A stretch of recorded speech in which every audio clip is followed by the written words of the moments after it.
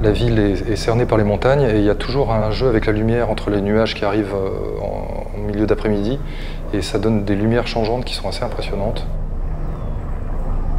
Il y a la beauté de l'architecture et en même temps il y a ce côté organique des façades abîmées, de la peinture qui s'écaille, des pierres qui commencent à apparaître, et une végétation très forte qui vient pousser là-dedans.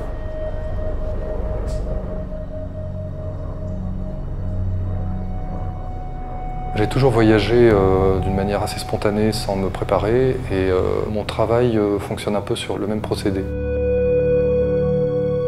L'idée, c'était effectivement d'aller dans le plus de quartiers possible et de dessiner ce que je voyais, qui était plus en rapport avec la vie quotidienne peut-être qu'avec des monuments spécifiques.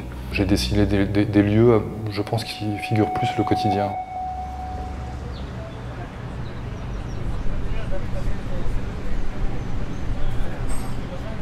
J'imagine Mexico, avant d'y aller, je ne pouvais qu'imaginer ce que c'était, mais c'est quelque chose qui me donnait envie.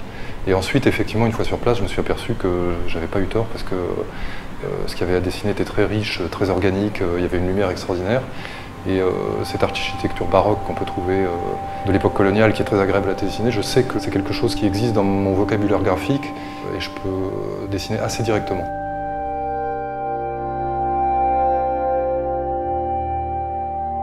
Ça, c'est un panoramique, parce que je trouvais intéressant que le livre soit comme ça rythmé par des panoramiques. Ça permet au regard d'embrasser une perspective beaucoup plus large, évidemment, qu'avec un dessin simple. Et ce qui était intéressant là, c'est de faire jouer une perspective qui était marquée.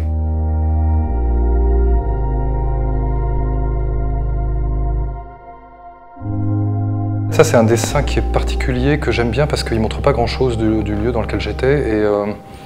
Et là, j'étais dans un endroit magnifique, c'était un cloître, le cloître de Notre-Dame de la Merci, je crois. Et c'était un endroit vraiment magique, extraordinaire. Et en fait, j'ai choisi plutôt de dessiner un détail, un espèce de panneau. Et l'endroit était un peu sale, donc il y a un côté organique que je trouvais vraiment intéressant, que j'avais envie de dessiner, vraiment envie de dessiner. Figurer les choses, c'est aussi en enlever.